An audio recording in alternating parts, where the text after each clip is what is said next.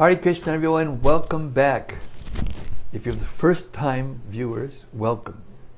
If you've been doing this for some time, welcome back to the daily readings of Srila Prabhupada's books. I heard Gopi Puranadana say today that this process is both the means to the end and the end at the same time. And the hearing of the Srimad-Bhagavatam is the kind of epitome of that truth. Because if you keep hearing this Srimad-Bhagavatam every day, and that's Srila Prabhupada's instruction, then I realized that, the Bhagavatam class in the morning is Srila Prabhupada's system, the way he set it up so that we can hear Bhagavatam every day. But so many devotees in this era, they can't come to the Bhagavatam class, so many. And now, at least some are hearing every day the Bhagavatam in this venue. And it's the same. It's the same principle. It's the same effect. So we're so happy to be a part of this. We're so happy to be with all of the Rasika devotees, the ones with a taste for hearing the Bhagavatam. Hare Krishna. 1, 2, 3, 4, 5, 6, 7, 8, 9, 10, 11, 12, 13. 13 devotees, 14 devotees. Okay, let's get started. Srimad Bhagavata Mahima Stotram. Srimad Bhagavata Mahima Stotram. From the Sri Krishna Leela Stava by Srila Sanatana Goswami, his beautiful and deep mystical glorification of the Srimad Bhagavatam. Goes like this. Sarva Shastrabdi Piyusha Sarva Vedaika Satpala Sarva Siddhanta Ratnadya Sarva Lokaika Drikprada.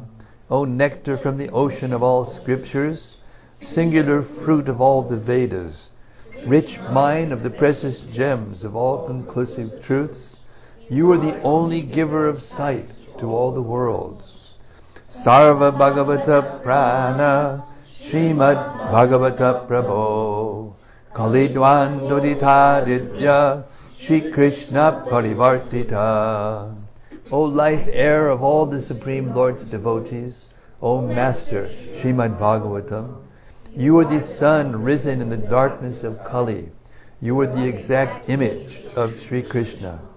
Paramananda Pataya Prema Varshaksharayate Sarvada Sarvasevyaya Shri Krishnaya Namostume. I bow down to you who were supremely blissful to read. Your every syllable pours down a flood of prema. You can always be served by everyone. You are Sri Krishna himself.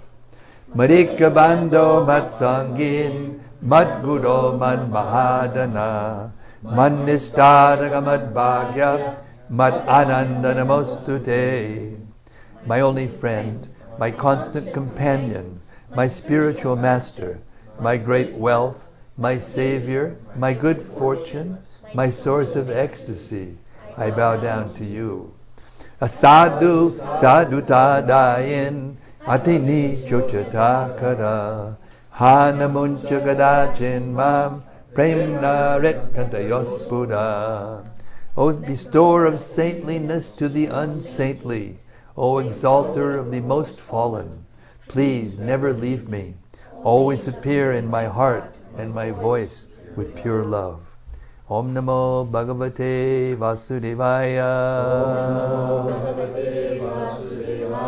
Om Namo Bhagavate Vasudevaya. Om Namo Bhagavate Vasudevaya. Okay, we've reached the 4th canto, 6th chapter. The title is Brahma Satisfies Lord Shiva. And we're on text 42. So the background. Lord Shiva got a little upset when Daksha so insulted him and his daughter, Sati, who happens to be the wife of Shiva, that he kind of sent a very heavy personality to deal with the situation. And all of the kind of soldiers who were made up of Bhuttas and Prayashas and all kinds of heavy dudes, heavy characters, went with her. Went with this conjured up personality, Virabhadra, and they just wreak havoc. Virabhadra cut Daksha's head off, threw it into sacrificial fire, as an oblation, right? And Daksha was not an ordinary person, so he tried to cut off his head. He couldn't do it. And finally he saw the wooden implement that they used for sacrificing animals, and he used that and it worked. That was Krishna's arrangement. So he became the sacrificial goat, and we'll see what happens now. He really does become a goat in a sense.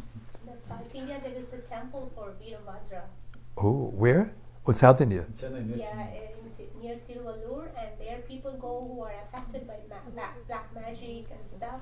People go over there to get. And it's the same. It's the Virabhadra, the same Virabhadra in the Bhagavatam, because there's different names because the son of Lord Nityananda is Virabhadra also. Oh no, not that kind of Virabhadra. Not that Virabhadra. Must be this Virabhadra. Okay, so we've been informed that some people in South India are still so attached to Lord Shiva. We've been informed that by the South Indian devotees in the room that there's a deity of Virabhadra and people actually worship him. So there you have it, still going on. Fight between the demons and the demigods still going on, the Shaivites and the Vaishnavas. So what happened was, the Brahmins and the demigods, they become very, terrified actually. And they went to Lord Brahma, who was also not in that sacrifice, because he knew it was going to happen. Neither Vishnu, nor Brahma, nor Shiva was in that sacrifice that Daksha carried out, or tried to carry out. So they went to Brahma to find out what to do, and he said, let's go to Lord Shiva, because he's very easily pleased, and probably he's gotten over it already. So let's go to him and see what he says to do. So that's what's happening now. Lord Brahma is offering prayers to Lord Shiva and satisfying him. Text 42. Lord Brahma said, "My dear Lord Shiva, I know that you are the controller of the entire material manifestation, the combination, father and mother of the cosmic manifestation, and the supreme Brahman beyond the cosmic manifestation. I know you in that way." Purport. Although Lord Brahma had received very respectful obeisances from Lord Shiva, he knew that Lord Shiva was in a more exalted position than himself. Lord Shiva's position is described in Brahma Samhita. There is no difference between Lord Vishnu and Lord Shiva in their original positions. But still Lord Shiva is different from Lord Vishnu. The example is given of milk and yogurt. Yogurt is not different from the original milk from which it is made. Text 43. My dear Lord, you create this cosmic manifestation, maintain it, and annihilate it by expansion of your personality, exactly as a spider creates, maintains, and winds up its web. Purport. In this verse, the word Shiva Shakti is significant. Shiva means auspicious, and Shakti means energy. There are many types of energies of the Supreme Lord, and all of them are auspicious. Brahma, Vishnu, and Maheshwara are called guna avatars, or incarnations of material qualities. In the material world, we compare these different incarnations from different angles of vision. But since all of them are expansions of the Supreme Auspicious, all of them are auspicious, although sometimes we consider one quality of nature to be higher or lower than another. The mode of ignorance, or tamoguna, is considered very much lower than the others. But in the higher sense, it is also auspicious. The example may be given herein that the government has both an educational department and a criminal department. An outsider may consider the criminal department inauspicious, but from the government's point of view, it is as important as the education department, and therefore the government finances both departments equally without discrimination. Text 44. My dear Lord, your Lordship has introduced the system of sacrifices through the agency of daksha, and thus one may derive the benefits of religious activities and economic development. Under your regulative principles, the institution of the 4 varnas and ashramas is respected. The brahmanas therefore vow to follow this system strictly.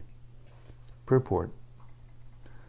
The Vedic system of varna and ashram is never to be neglected, for these divisions are created by the Supreme Lord Himself for the upkeep of social and religious order in human society.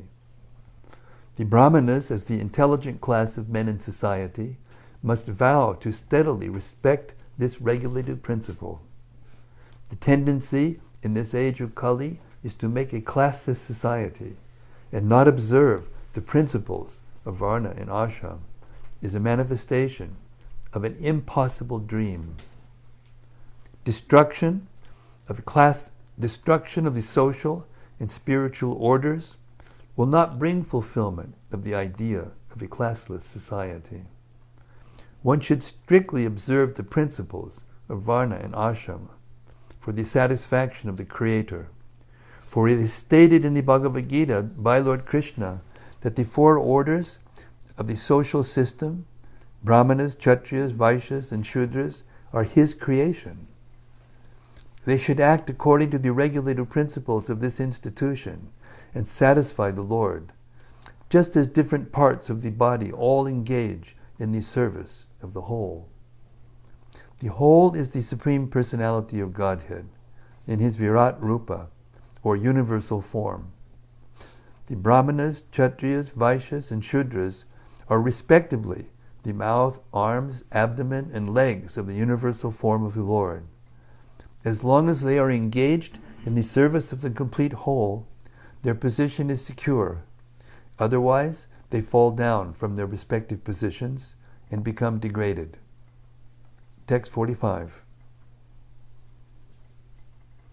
O auspicious Lord, you have ordained the heavenly planets, the spiritual Vaikuntha planets, and the impersonal Brahman sphere as the respective destinations of the performers of auspicious activities. Similarly, for others who are miscreants, you have destined different kinds of hells, which are horrible and ghastly. Yet sometimes it is found that their destinations are just the opposite. It is very difficult to ascertain the cause of this. Purport. The Supreme Personality of Godhead is called the Supreme Will. It is by the Supreme Will that everything is happening. It is said, therefore, that not a blade of grass moves without the Supreme Will. Generally, it is prescribed that performers of pious activities are promoted to the higher planetary systems. Devotees are promoted to the Vaikunthas, or spiritual worlds, and impersonal speculators are promoted to the impersonal Brahman effulgence. But it is sometimes so happens that a miscreant like Ajamil is immediately promoted to the Vaikuntha Loka simply by chanting the name of Narayana. Although when Ajamil uttered this vibration, he intended to call his son Narayana, Lord Narayana took it seriously and immediately gave him promotion to Vaikuntha Loka, despite his background, which was full of sinful activities.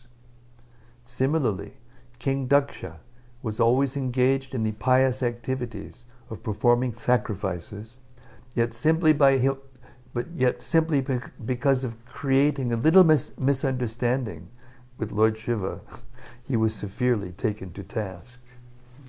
The conclusion is, therefore, that the Supreme Will is the ultimate judgment. No one can argue upon this. A pure devotee therefore submits in all circumstances to the Supreme Will of the Lord, accepting it as all auspicious.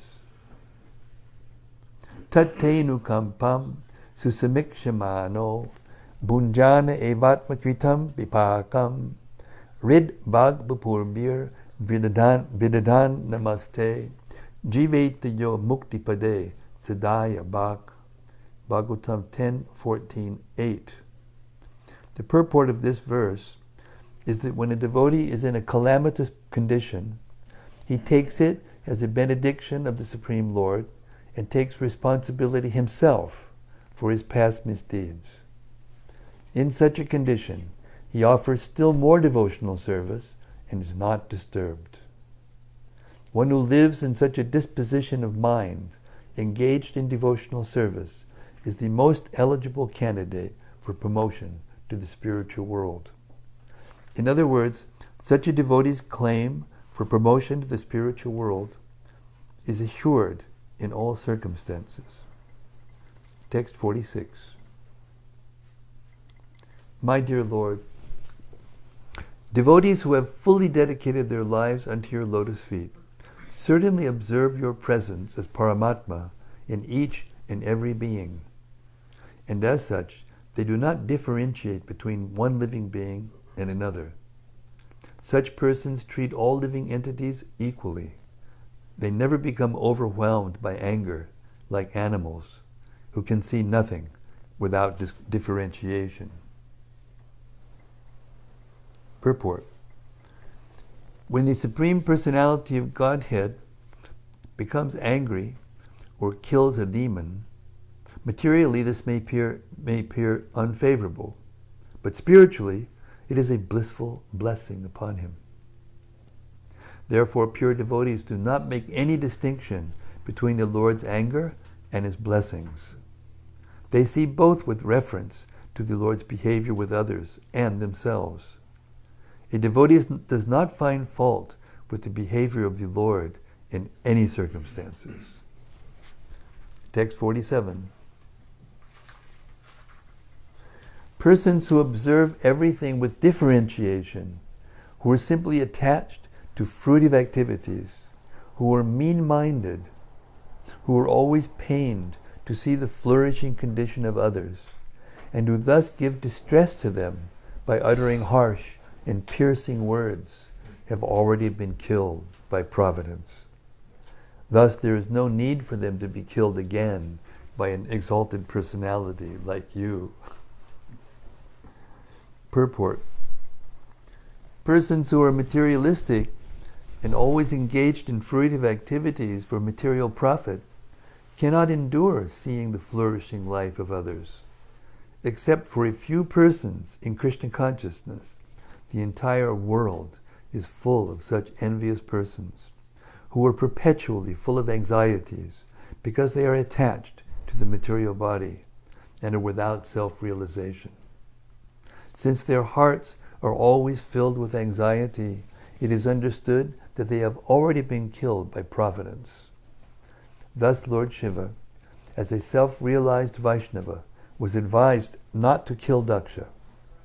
A Vaishnava is described as paradukha dukhi, because although he is never distressed in any condition of life, he is distressed to see others in a distressed condition.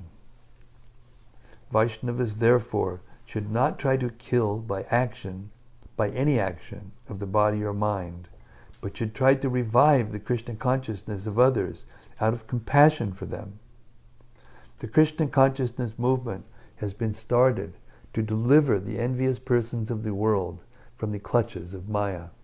And even though devotees are sometimes put into trouble, they push on the Krishna consciousness movement in all tolerance.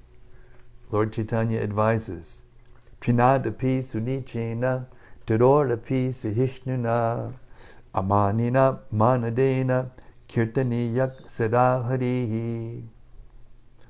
One can chant the holy name of the Lord in a humble state of mind, thinking himself lower than the straw in the street.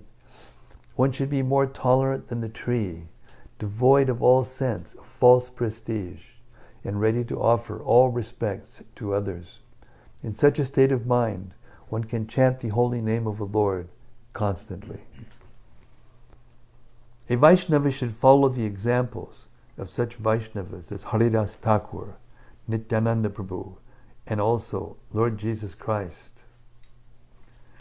There is no need to kill anyone who has already been killed. But it should be noted herewith that a Vaishnava should not tolerate the blaspheming of Vishnu or Vaishnavas, although he should tolerate personal insults to himself. 48.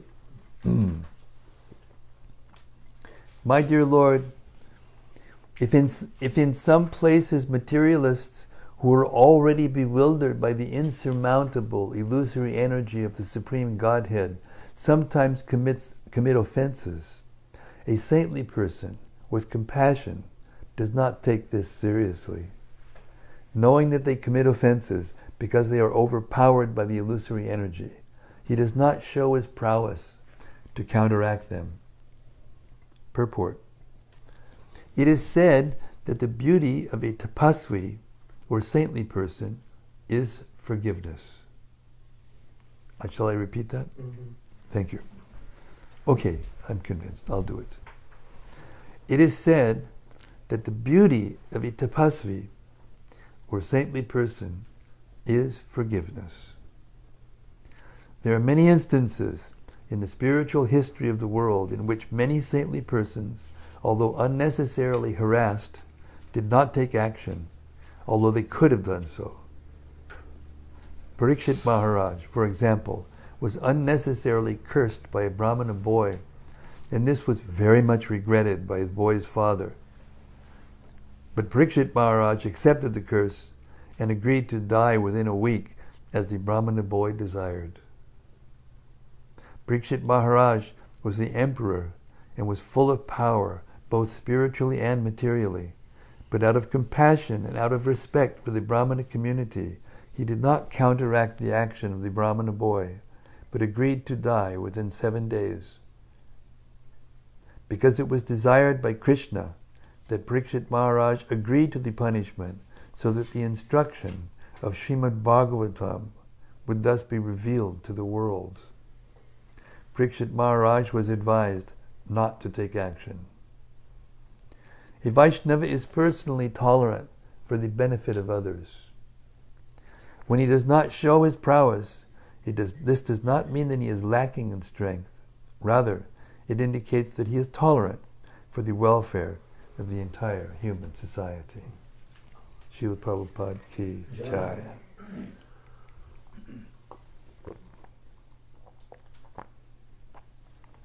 Each one of Prabhupada's purports is like a masterpiece, isn't it?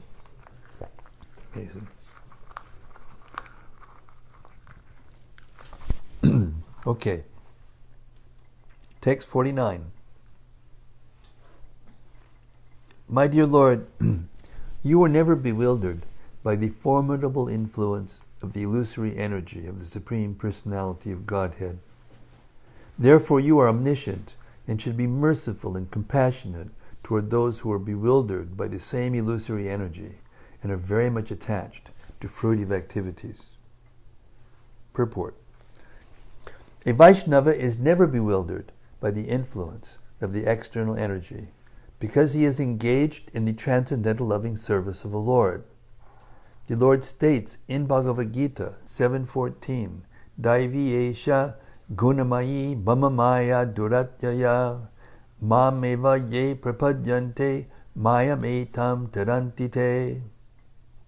My divine energy, consisting of the three modes of material nature, is difficult to overcome but those who have surrendered unto me can easily cross beyond it.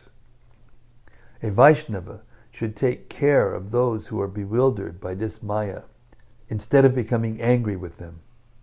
Because without a Vaishnava's mercy, they have no way to get out of the clutches of Maya. Those who have been condemned by Maya are rescued by the mercy of devotees. Manchakalpatarubhyascha kripasindhubhya evacha patitanam pavanebhyo vaishnavebhyo namo namaha. I offer my respectful obeisances unto all the Vaishnava devotees of the Lord. They are just like desired trees who can fulfill the desires of everyone, and they are full of compassion for the fallen, conditioned souls. Those who are under the influence of the illusory energy are attracted to fruitive activities, but a Vaishnava preacher attracts their hearts to the Supreme Personality of Godhead, Sri Krishna. Srila Prabhupada's Transcendental Book Distribution, Ki Jai. Text 50. My dear Lord Shiva, you are a shareholder of a portion of the sacrifice, and you are the giver of the result. The bad priests did not deliver your share, and therefore you destroyed everything, and the sacrifice remains unfinished. Now you can do the needful and take your rightful share. Text 51. My dear Lord, by your mercy, the performer of the sacrifice, King Daksha, may get back his life. Bhaga may get back his eyes, Bhrigu his mustache, and Pusha his teeth. Text 52. O Lord Shiva, may the demigods and the priests whose limbs have been broken by your soldiers recover from their injuries by your grace. Text 53. O destroyer of the sacrifice, please take your portion of the sacrifice and let the sacrifice be completed by your grace. Purport. A sacrifice is a ceremony performed to please the Supreme Personality of Godhead. In the Srimad-Bhagavatam, 1st canto, 2nd chapter, it is stated that everyone should try to understand whether the Supreme Personality of Godhead is satisfied by his activity. In other words, the aim of our activities should be to satisfy the Supreme Personality of Godhead. Just as in an office, it is the duty of the worker to see that the proprietor or the master is satisfied, so everyone's duty is to see whether the Supreme Personality of Godhead is satisfied by one's activity. Activities to satisfy the Supreme Godhead are prescribed in the Vedic literature. An execution of such activities is called yajna. In other words, acting on behalf of the Supreme Lord is called yajna. One should know very well that any activity besides yajna is the cause of material bondage. That is explained in Bhagavad Gita 3:9. Yagyartat karmanonyatra lokoyam karmabandhanaha. Karmabandhanaha means that if we do not work for the satisfaction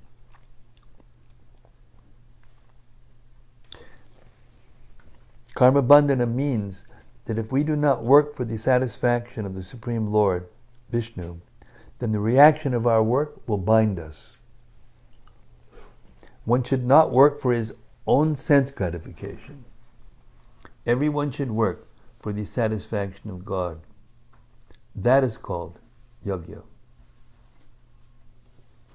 After the yajna was performed by Daksha, all the demigods expected prasad, the remnants of foodstuffs offered to Vishnu. Lord Shiva is one of the demigods, so naturally he also expected his share of the prasad from the yajna. But Daksha, out of his envy of Lord Shiva, neither invited Shiva to participate in the yajna, nor gave him his share after the offering. But after the destruction of the yajna arena by the followers of Lord Shiva, Lord Brahma pacified him and assured him that he would get his share of prasad. Thus he was requested to rectify whatever destruction was caused by his followers. In Bhagavad Gita 3:11, it is said that all the demigods are satisfied when one performs yajna. Because the demigods expect prasad from yajnas, yajna must be performed. Those who engage in sense gratificatory, materialistic activities must perform yajna, otherwise they will be implicated. Thus Daksha, being the father of mankind, was performing yajna, and Lord Shiva expected his share. But since Lord Shiva was not invited, there was trouble. By the mediation of Lord Brahma, however, everything was settled satisfactorily. The performance of yajna is a very difficult task, because all the demigods must be invited to participate in the yajna. In this Kali Yuga, it is not possible to perform such costly sacrifices, nor is it possible to invite the demigods to participate. Therefore, in this age, it is recommended Yagyai Sankirtana Prayar Yajanti Hi Sumedasaha. Those who are intelligent should know that in the Kali Yuga, there is no possibility of performing Vedic sacrifices. But unless one pleases the demigods, there will be no regulated seasonal activities or rainfall. Everything is controlled by the demigods.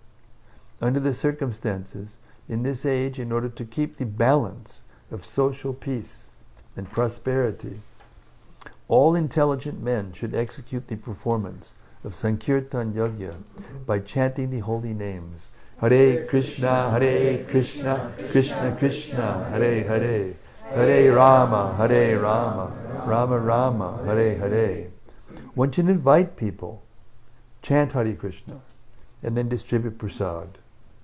This yajna will satisfy all the demigods, and thus there will be peace and prosperity in the world. Another difficulty in performing the Vedic rituals is that if one fails to satisfy even one demigod out of the many hundreds of thousands of demigods, just as Daksha failed to satisfy Lord Shiva, there will be disaster. But in this age, the performance of sacrifice has been simplified. One can chant Hare Krishna, and by pleasing Krishna, one can satisfy all the demigods automatically. Thus end the Bhaktivedanta purports of the 4th canto, 6th chapter of Srimad-Bhagavatam, entitled Brahma Satisfied Lord Shiva. Haribol. And now we will see how a real Vaishnava responds to such a request. Chapter 7. The sacrifice performed by Daksha. Text 1. The sage Maitreya said, O mighty armed Vidura, Lord Shiva, being thus pacified by the words of Lord Brahma, spoke as follows in answer to Lord Brahma's request. Lord Shiva said, My dear father, Brahma, I do not mind the offenses created by the demigods. Because these demigods are childish and less intelligent, I do not take a serious view of their offenses, and I have punished them only in order to right them. Purport. There are two types of punishment. One is that which a conqueror imposes on an enemy, and the other is like that a father imposes on his son. There's a gulf of difference between these two kinds of punishment. Lord Shiva is by nature a Vaishnava, a great devotee, and his name in this connection is Ashutosha. He is always satisfied, and therefore he did not become angry as if he were an enemy. He is not inimical to any living entity. Rather, he always wishes the welfare of all. Whenever he chastises a person, It is just like a father's punishment of his son. Lord Shiva is like a father because he never takes seriously any offense by any living entities, especially the demigods. Text 3. Lord Shiva continued, since the head of Daksha has already been burned to ashes, he will have the head of a goat. The demigod known as Bhaga will be able to see his share of sacrifice through the eyes of Mitra. Text 4. The demigod Pusha will be able to chew only through the teeth of his disciples, and if alone, he will have to satisfy himself by eating dough made from chickpea flour.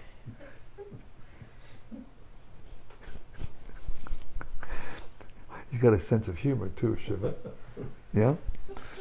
But the demigods who have agreed to give me my share of the sacrifice will recover from all their injuries. Purport. The demigod Pusha became dependent on his disciples for chewing. Otherwise, he was allowed to swallow only dough made of chickpea flour. Thus his punishment continued. He could not use his teeth for eating since he had laughed at Lord Shiva, deriding him by showing his teeth. In other words, it was not appropriate for him to have teeth, for he had used them against Lord Shiva. When you go to India and you live, you see the monkeys. If they're upset, they'll go and they'll show their teeth, right? So, yeah.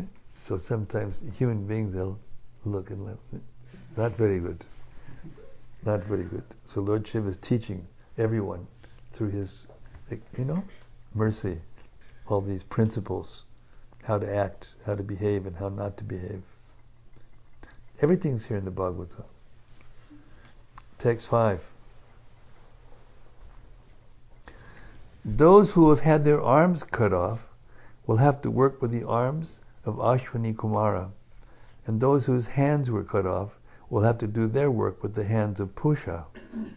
The priests will also have to act in that manner. As for Bhrigu, he will have the beard from the goat's head. Purport. Bhrigu Muni, a great supporter of Daksha, was awarded the beard of the goat's head, which was substituted for the head of Daksha.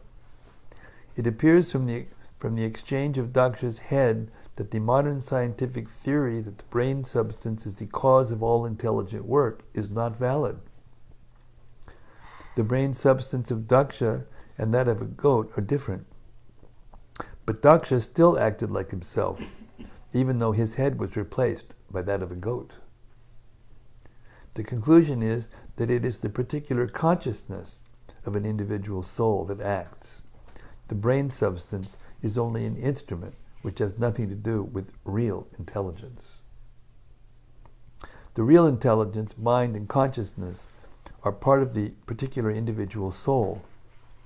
It will be found in the verses ahead that after Daksha's head was replaced by the goat's head, he was as intelligent as he had previously been.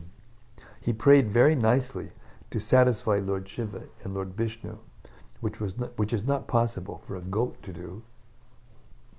Therefore, it is definitely concluded that the brain substance is not the center of intelligence.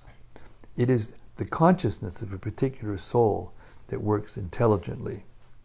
The whole movement of Krishna consciousness is to purify the consciousness. It doesn't matter what kind of brain one has, because if he simply transfers his consciousness from matter to Krishna, his life becomes successful.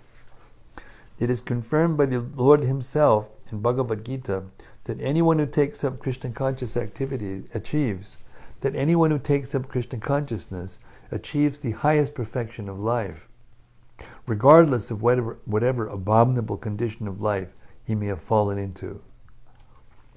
Specifically, anyone in Krishna consciousness goes back to Godhead, back to home, on leaving his present material body.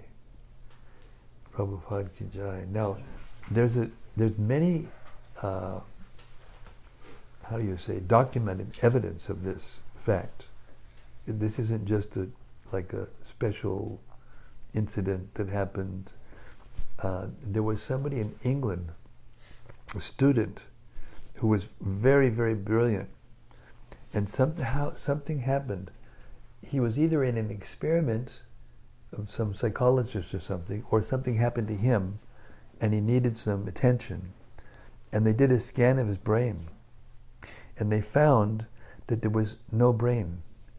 There was some gray matter, but it was just kind of pasted to the inside of the skull. And inside there was hardly any gray matter at all. And yet he was a brilliant student. He got Rhodes Scholar or some kind of special... and they never could figure it out, and it never got into the mainstream. You know, they just kind of shoved it under the rug, you know. Wow. And so many things like that, so many things. If you read that book by Devamrita Maharaj, Searching for Vedic India, he's got a lot of research there about different anomalies that have been discovered but have not actually changed the paradigm of the academic scholars in different subject matters because of their bias. You know, they put one layer upon another layer upon another layer of speculation, and if the new, evidence touches the base thing, it just doesn't do anything, and they just keep their same attitudes and conclusions. So this is no joke. It's not. It is a fact that the intelligence is not related to the brain. The brain may be an instrument to help us, sometimes to, what's the word, implement it, but it's not absolutely necessary. Okay, text 6.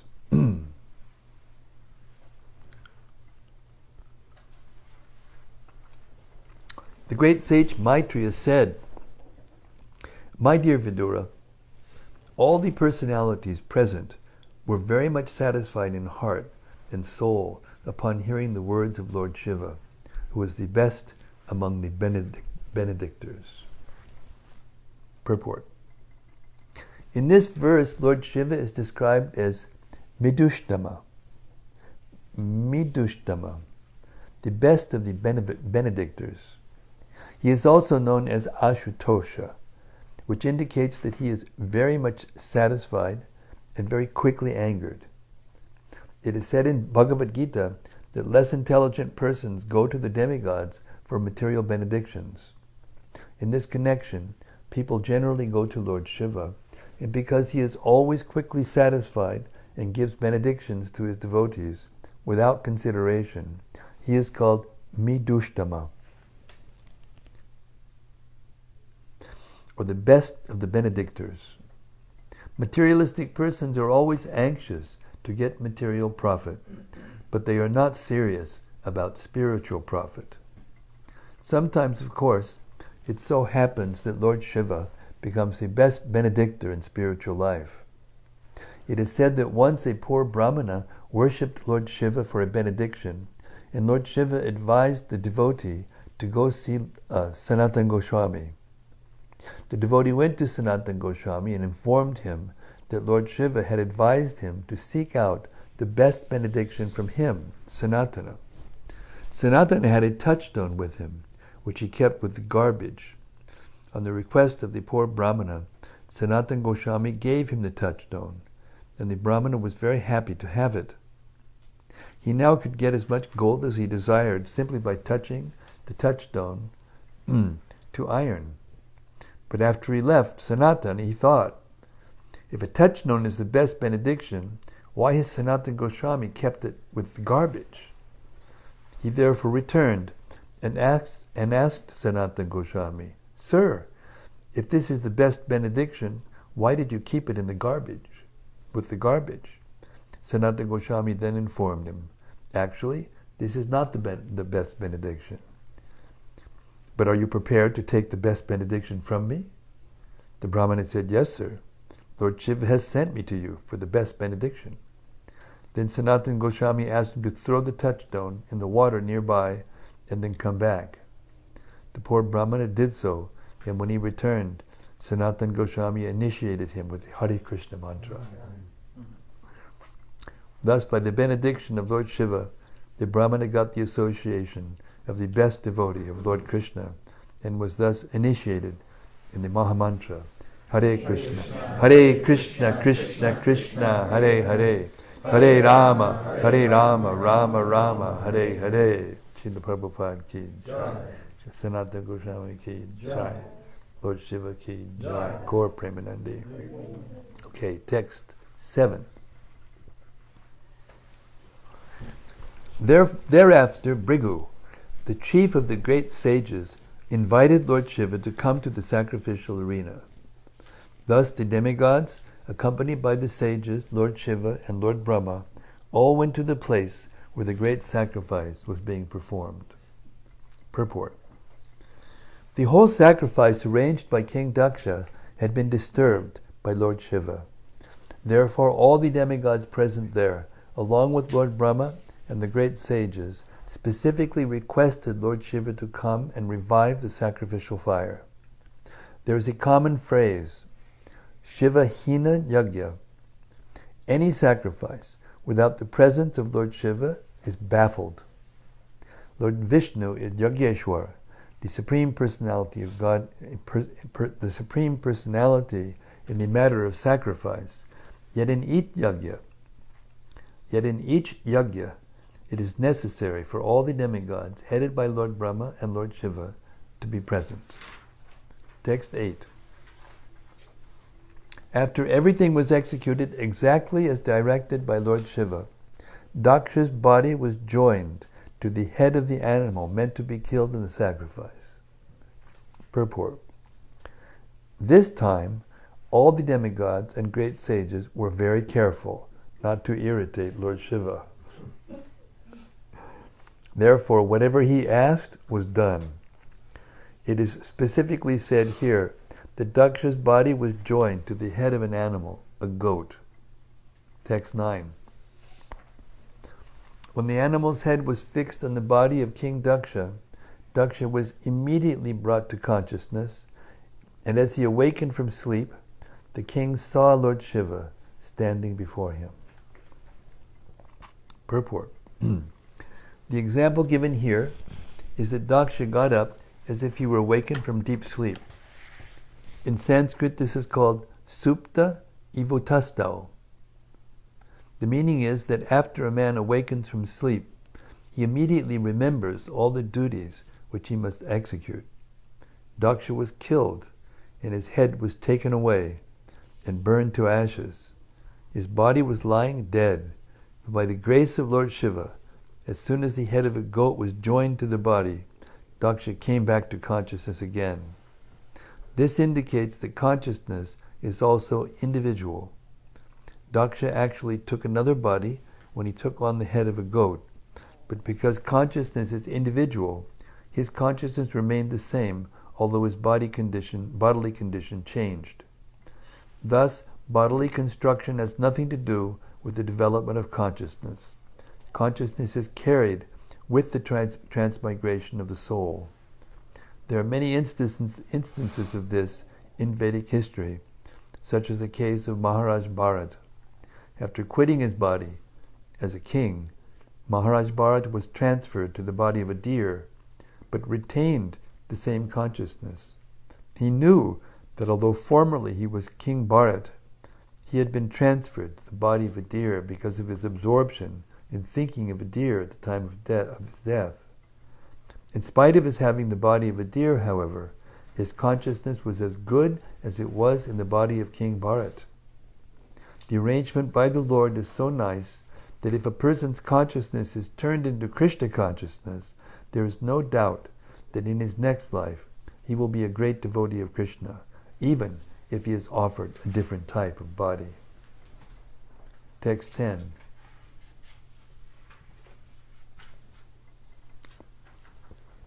At that time, when Daksha saw Lord Shiva, who rides upon a bull, his heart, which was polluted by envy of Lord Shiva, was immediately cleansed, just as the water in a lake is cleansed by autumn rains. Purport. Here is an example of why Lord Shiva is called auspicious. If anyone sees Lord Shiva with devotion and reverence, his heart is immediately cleansed. King Daksha was polluted by envy of Lord Shiva, and yet by seeing him with a little love and devotion, his heart immediately became cleansed. In the rainy season, the reservoirs of water become dirty and muddy, but as soon as the autumn rain comes, all the water immediately becomes clear and transparent. Similarly, although Daksha's heart was impure because of his having slandered Lord Shiva, for which he was severely punished, Daksha now came to consciousness, and just by seeing Lord Shiva with veneration and respect, he became immediately purified. Text 11. King Daksha wanted to offer prayers to Lord Shiva, but as he remembered the ill-fated death of his daughter, Sati, his eyes filled with tears. And in bereavement, his voice choked up, and he could not say anything. Purport.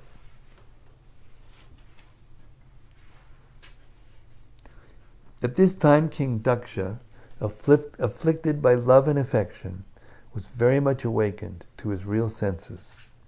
With great endeavor, he pacified his mind, checked his feelings, and with pure consciousness began to offer prayers to Lord Shiva. And we're going to stop here. We'll hear Daksha's prayers tomorrow. This morning, we began re-recording everything, the Chaitanya Charitamrita, and I should like to announce that it was so nice. You know, the reading was nice. All this practice for years and years is bearing fruits. And also, we gave some funds to Gora to build a cabin, a little recording booth, which is, dead space, which is really nice. It works perfectly. And so the sound is crisp and clear and just like professional.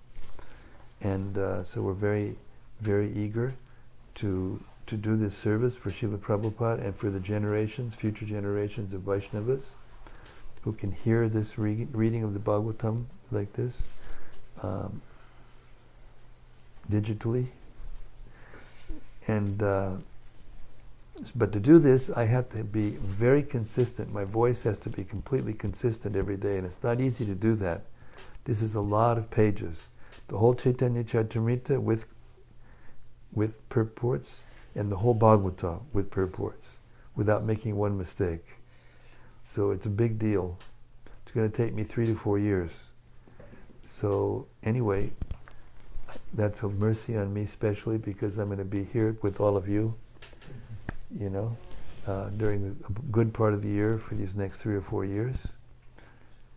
Yeah, it's very nice.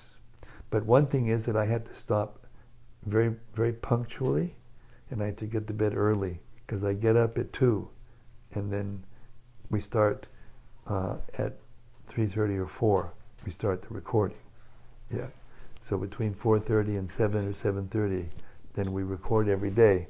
So that my whole schedule is like kind of revolving around this activity, these two activities, what I'm doing right now and what I'm doing early in the morning. So to keep that going, I have to take care with regulation. So I will do that yajna, that's austerity for the benefit of the Vaishnavas. Hare Krishna. Okay, so now let's have some reflections. We're at 7:30 exactly, so we're gonna stop at 7:45 every day. And just if in case if I don't, Hannah will be the sergeant of arms, and she's the only one bold enough to do something like this. So, okay, Pranata Karuna, you have something.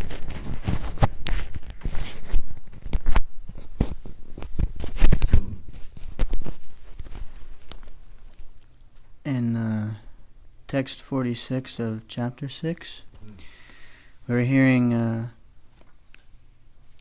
in the purport about the Lord becoming angry and how the Lord's anger is spiritually a blessing. There's one sentence that I just wanted to ask what Prabhupada meant exactly.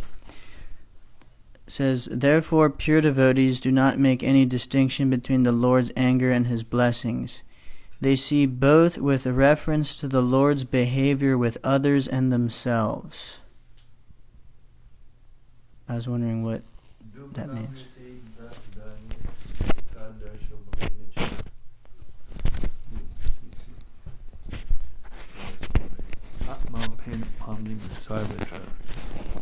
Do we have a juice?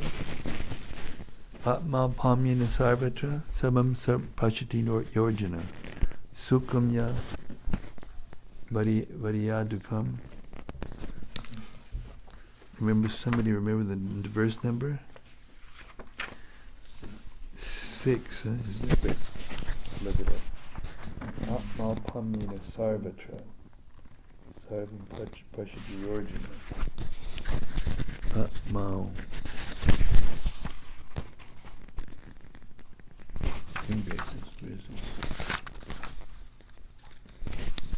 Atma Pamya Sarvatra. Atma.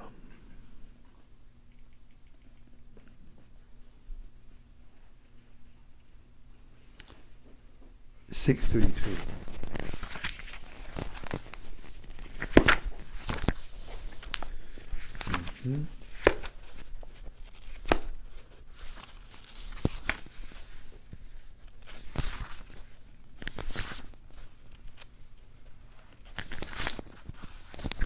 Atmalpam yena sarvatra samam pashati yorjana sukam va yadivadukam sayogi paramo mataha. He is the perfect yogi who, by comparison to his own self, sees the true equality of all beings in both their happiness and their distress. O Arjuna.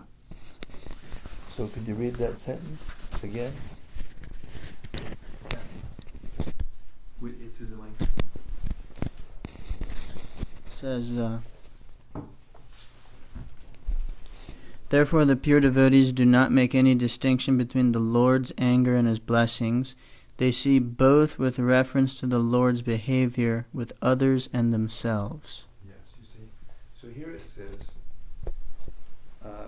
he is a perfect yogi who, by comparison to his own self, sees the true equality of all beings in both their happiness and their distress. Purport. One who is Krishna conscious is a perfect yogi. He is aware of everyone's happiness and distress by dint of his own personal experience. The cause of the distress of a living entity is forgetfulness of his relationship with God. And the cause of happiness is knowing Krishna to be the supreme enjoyer of all the activities of the human being, the proprietor of all lands and planets, and the sincerest friend of all living entities. The perfect yogi knows that the living being, who is conditioned by the modes of material nature, is subjected to the threefold material miseries due to forgetfulness of his relationship with Krishna. And because one in Krishna consciousness is happy, he tries to distribute the knowledge of Krishna everywhere.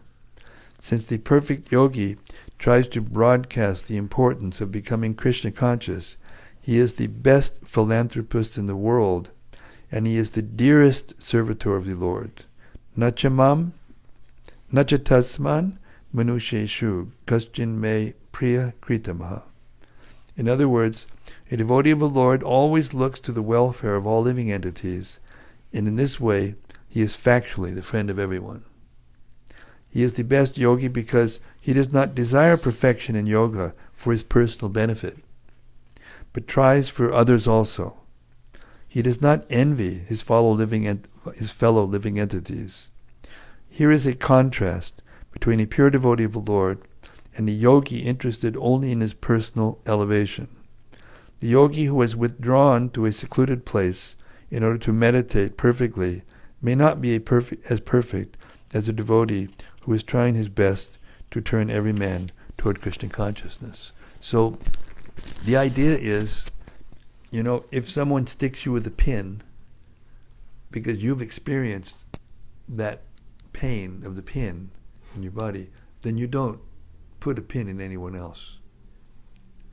So therefore, a real devotee, knowing the happiness and distress in this world, it sees the equality of everyone to himself in that sense, because he's experienced all the things in this material world. And if you apply that to the Supreme Lord, or a devotee like Shiva especially, because he's the best devotee, then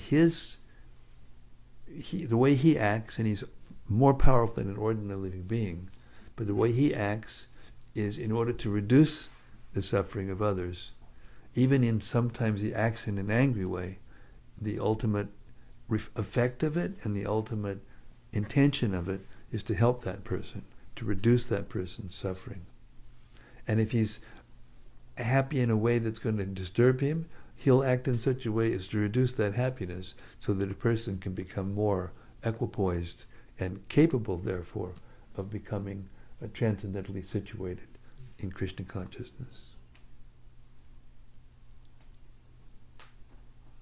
Thank you. Hare Krishna. Yes, Hannah.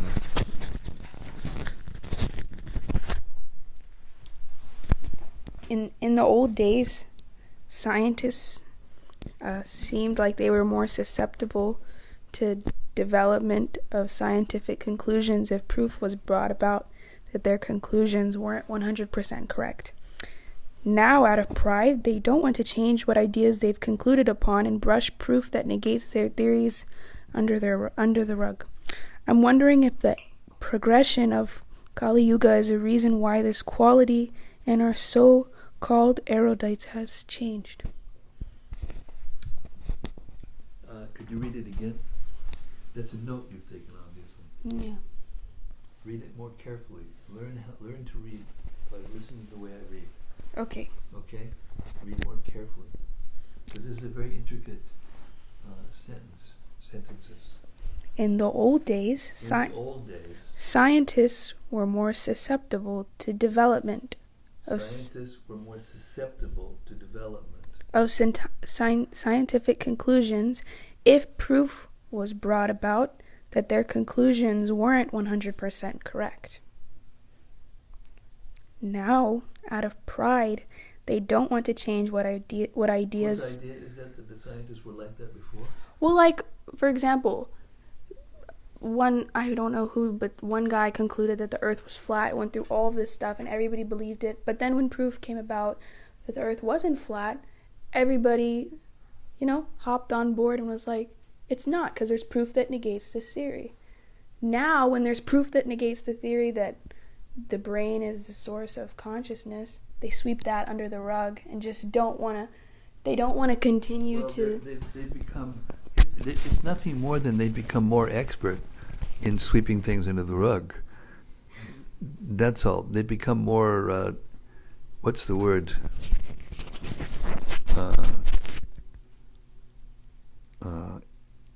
What's the word? Cunning. No. Yeah, but that's not the word I was thinking of. I was thinking they're a little more... Yeah, they're more... Better liars? They're more expert. They've got a lot more facilities. The ideas are becoming more and more sophisticated. But the idea is the real idea is this: that you can't come to the absolute truth through speculation. So therefore, the ideas of what the absolute truth is have to change. Whenever the truth that they come to is by a speculative process of their own minds and intelligence, it has to be imperfect, because their minds and intelligences are imperfect. So the conclusions have to change. And how that comes about is just circumstantial. the essence is that the absolute truth doesn't change, and the relative truth does change. So whether or not it was easier for them to sweep it under the carpet now than before is really irrelevant, actually. It just means that the sophistication of their speculations, as I said before, the Indologists, for example, who began studying the Sanskrit Vedas literatures, they had some bias in the beginning, and that bias was economic and political. They wanted to control India, and they wanted to make money from the opulences that they found in India.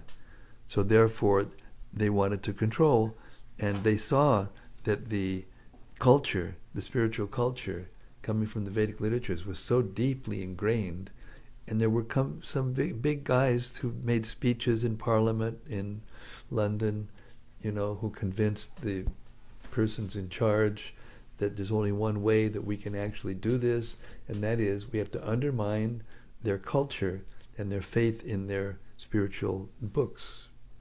So they had a bias, and they started out, with the presumption that these had to be mythology because the things that were in the books were so,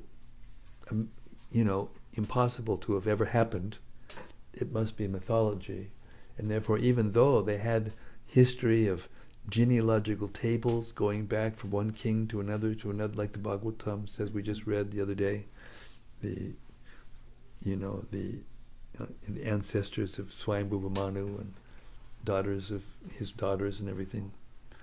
So what happens is, because the beginning, Prabhupada always used to say, if you start with a calculation that's wrong, and then you make a whole bunch of calculations after that, even if they're right, then the answer is wrong. But the more calculations you've made on top of that, the more difficult it is to understand that the first one was wrong.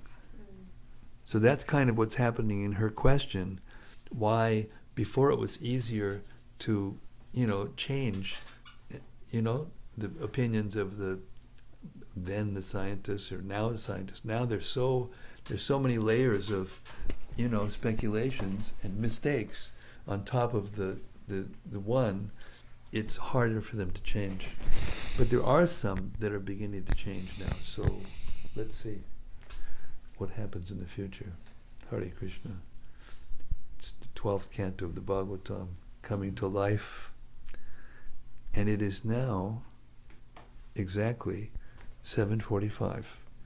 So I'll stop here and beg forgiveness from everyone who is attached to these sessions of reflections and questions and answers.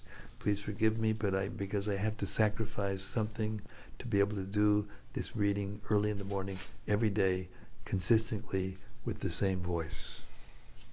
Hare Krishna. It's for the service of generations to come. Srila Prabhupada ki jai. Lord Shiva ki jai. The ultimate forgiveness, the ultimate forgiver. Lord Shiva ki jai. Srimad-Bhagavatam ki jai. Gaur Premanandi.